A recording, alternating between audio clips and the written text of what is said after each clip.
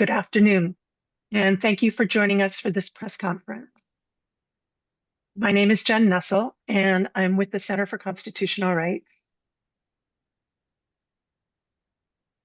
Today, you'll hear from our client and attorneys in the case of Al-Shamari v. CACI.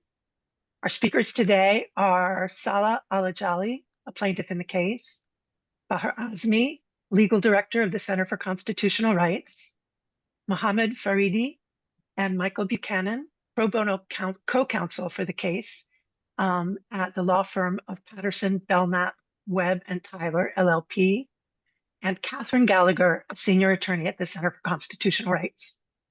Before we begin, I just want to go over some housekeeping. We're recording this event. If anyone needs a link to the recording, please email me after.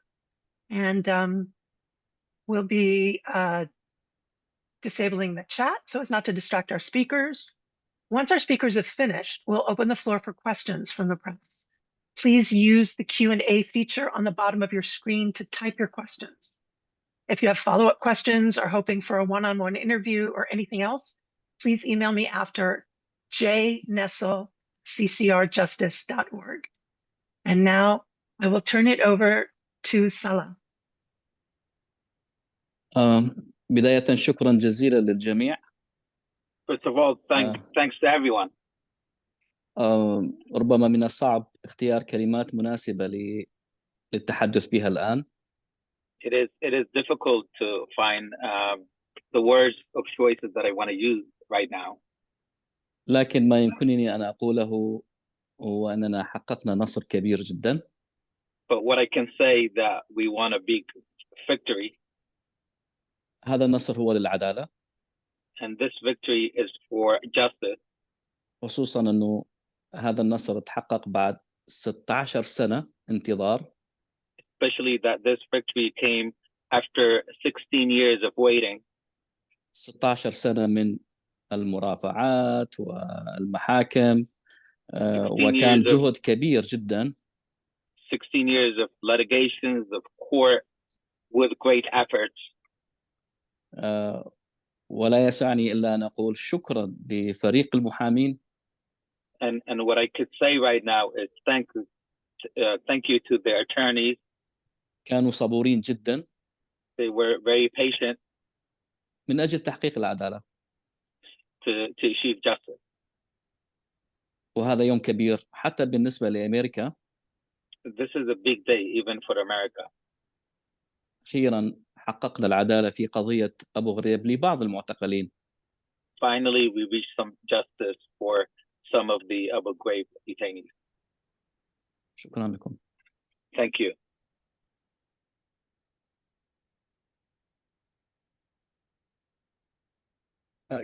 Greetings, everyone. My name is Bahar Azmi. I'm the legal director of the Center for Constitutional Rights, who have been working with these plaintiffs on this case and other Abu Ghraib torture-related cases against private contractors for over 16 years, as well as representing other victims of torture and ill treatment in the war on terror. On behalf of our whole team at the Center for Constitutional Rights in Patterson, Belknap, and Akil Valentine, we just feel enormously gratified that our clients were able to tell their story after 16 years to a jury in a U.S. courtroom.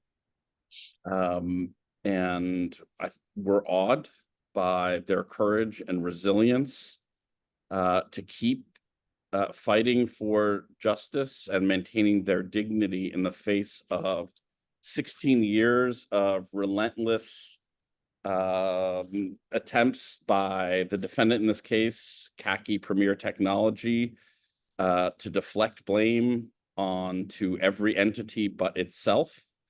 But finally, we have a jury process where our peers hear evidence, and the evidence indisputably showed that this private military contractor, CACI, was central to organizing, ordering, participating, and perpetuating the torture and other forms of ill treatment at the hard site of the Abu Ghraib prison, The jury in this case found that our clients suffered torture or other forms of cruel, inhuman, or degrading treatment.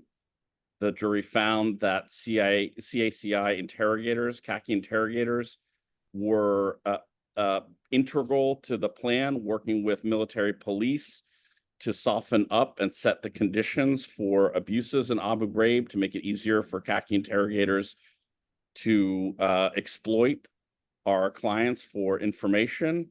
And the jury awarded the plaintiffs the measure of justice that we use in a courtroom. We asked for, and they granted each plaintiff $3 million in compensatory damages and $11 million each in punitive damages, sending a strong message that this kind of corporate malfeasance and neglect and recklessness and deflection is outrageous and deserves to be punished. So this is a very important, maybe even historic day for justice and for vindication of international human rights principles. And a rare instance in, the 20 years since 9/11 where victims of torture were heard and vindicated in a U.S. court. So we're all immensely gratified and proud of our clients.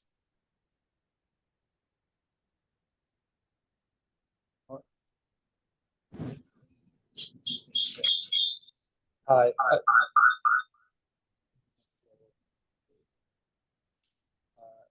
My name is Mohammed Sharidi, and I'm joined by my colleague Michael Buchanan from Patterson Belknap. I'll say a couple of things and turn it over to Mike. Today is a day of victory and celebration for our clients, Salah, Assad, and Suhail. It's also a day of victory for our country and for those who celebrate and promote human rights, those who fight against impunity for violations of human rights, and those around our country and around our world who stand up for victims of human rights abuses, such as our colleagues at the Center for Constitutional Rights. Our country's military leadership took swift action after the abuses at Abu Ghraib came to light in 2003. The military leadership appointed 4 different generals and high-ranking officials from our country's military leadership to investigate the abuses, and they found that the abuse was systemic, that it was illegal, that it was not sanctioned, and that CACI, the defendant in this case, played a significant role in the abuses that were perpetuated against our clients. CACI, unfortunately, has denied accountability, has denied responsibility since in the last 21 years, notwithstanding the findings of facts that were made by our country's military leadership. The time has finally come for the truth to come out, for CACI to take responsibility, and for those who promote human rights, those who celebrate human rights, to have some measure of justice for those types of abuses, for the abuses that were perpetuated against our clients. It has been an honor for me, myself, personally, and for our firm, our team, which includes many lawyers from our firm, including Alex Mahler-Howe, Bonita Robinson, Scott Kim, Andrew Haddad, Sean O'Shea, Kayhan Rahimi, Joy Sadai, Margarita Alvarez, and Thomas Kisak, as well as those many other lawyers who worked on this matter before this current team inherited a couple of years ago to represent the victims of abuse at Abu Ghraib. Mike? Not much to add. It is a great day for justice. These are troubling times in this country, and it's reassuring to know that an American jury can return justice for Iraqi men who were tortured at the hands of the American military contractors. This was a hard-fought victory. We were up against a well-funded and belligerent adversary who fought us every step of the way. And it's been a long, winding road, but the result today of justice is very satisfying. And I would like to thank the Center for Constitutional Rights and to our clients for placing their trust in us. For them, it's been a very personal journey, one that involved a lot of heartache and hardship. And we know how challenging it was for them to talk about the abuse they suffered in Abu Ghraib. And their courage is an inspiration to all of us. And we appreciated the opportunity to stand up in court and say that we are lawyers who represent them. It's been a real honor.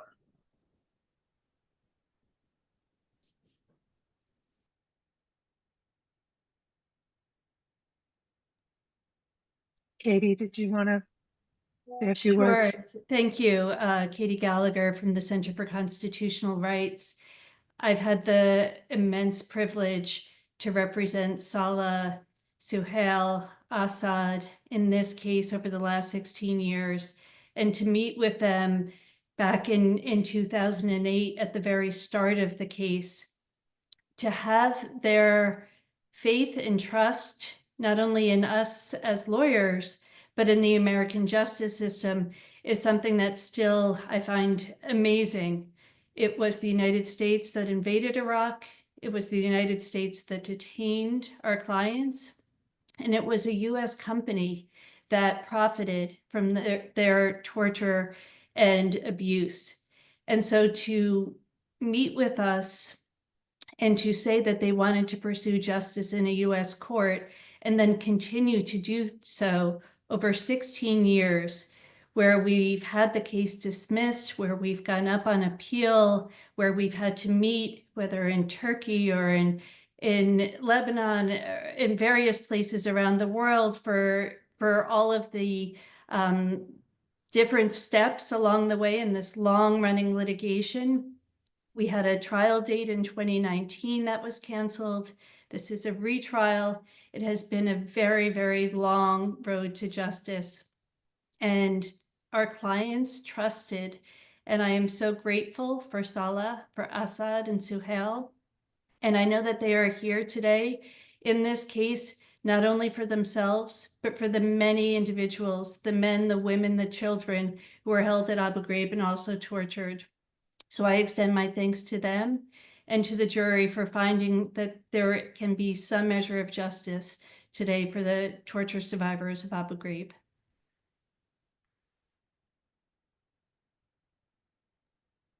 Thanks, Katie.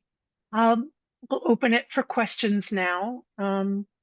Please, if you have a question, you can type it into the Q&A and I will read it out.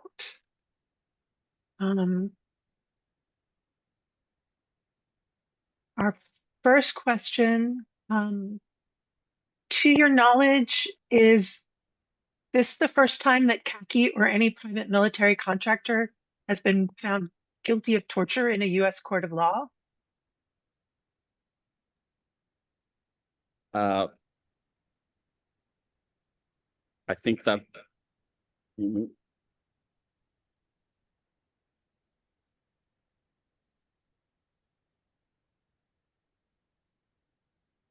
I think that's basically correct. There have been a number of cases brought against, of course, US governmental officials that have been dismissed for post 9/11 conduct, and a number of cases brought against private entities involved in conspiring or perpetuating torture. A number that the Center for Constitutional Rights has brought have settled. One was against Blackwater. Another was against the translation interpretation company in Iraq called L3 or now Agility. So those had positive results outside of a jury verdict. And then there was a lawsuit brought by the ACLU and others against Mitchell and Jessen, the psychologists who were responsible for devising a torture program for detainees held in CIA custody. That's settled. But as far as we know, this is the first torture case to go to United States jury to make findings of fact and conclude that these individuals endured torture as defined by international law and not as defined the way CACI would have it, in the way John Yoo or Dick Cheney would define torture.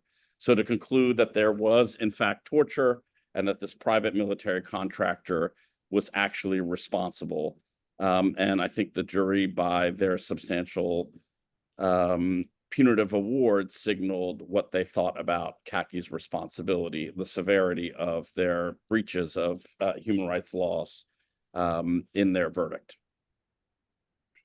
I have a quick follow-up on that. Is it accurate to say that CACI was found guilty of torture? The verdict sheet appeared to show that they were found liable of torture or cruel, inhuman, or degrading treatment. So the verdict sheet was phrased in a way that would impose liability if CACI was found responsible for torture or cruel, inhuman, degrading treatment.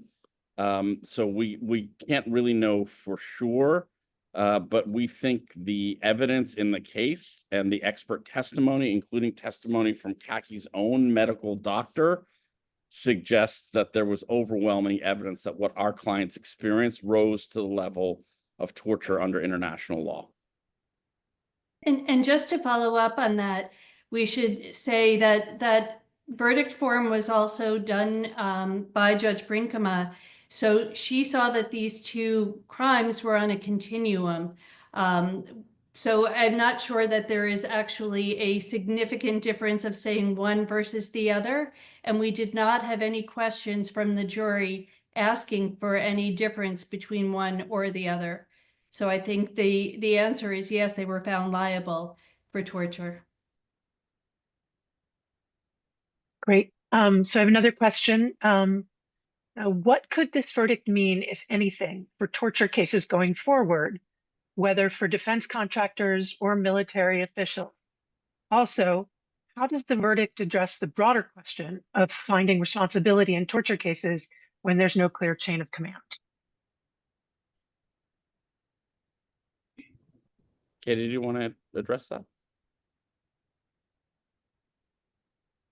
Sure. So I think that this case sends a very clear message to corporations and government contractors in particular that they can be and will be held accountable for their role in violations of law, whether that's international law or domestic law. Over the course of this litigation, which was brought under the Alien Tort Statute, there were repeated efforts at the US Supreme Court to have this law, the ATS, be found not to apply to corporations. And this case has survived 3 different judgments from the Supreme Court, including as recently as 2 years ago. And so the idea of corporations being held liable for international law violations is something that's possible. And for contractors too, that is a key issue in this case.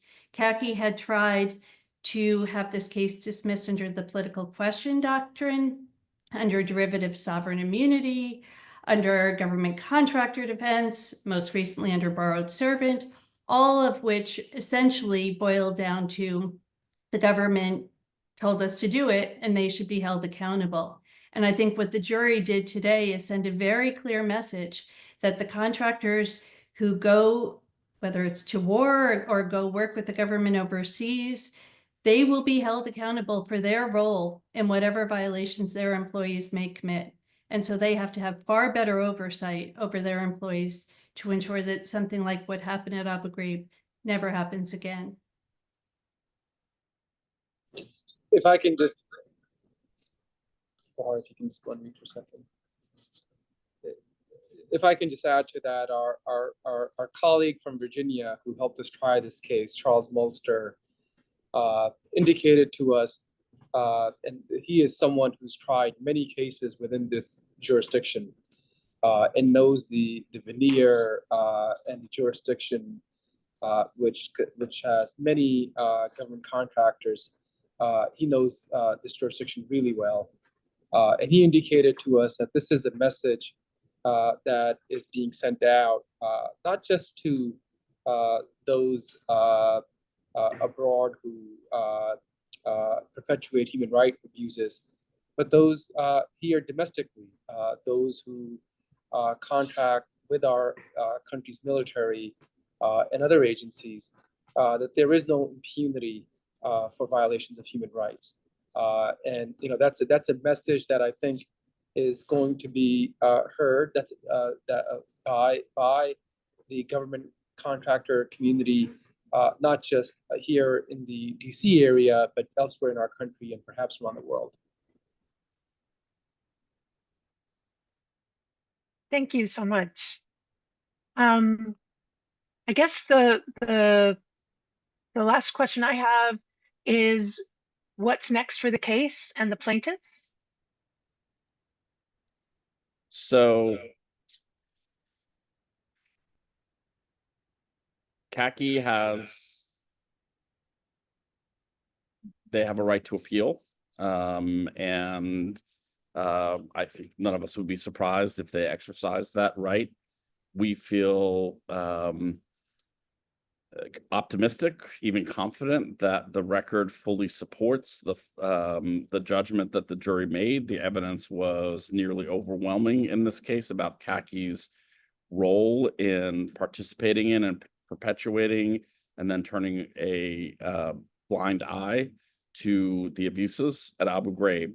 And we've been on appeal before and have repeatedly prevailed. So we're hopeful that this judgment will stand once and for all, and that this historic record developed in this case will be effective and permanent.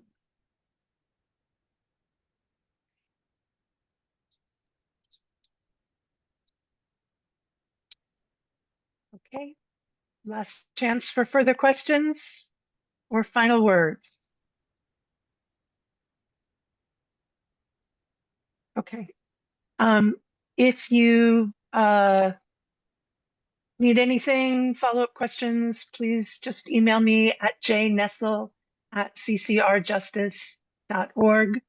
Otherwise, thank you so much for joining today, and congratulations, Salah and Thank you very much. on Thank this. you. All right.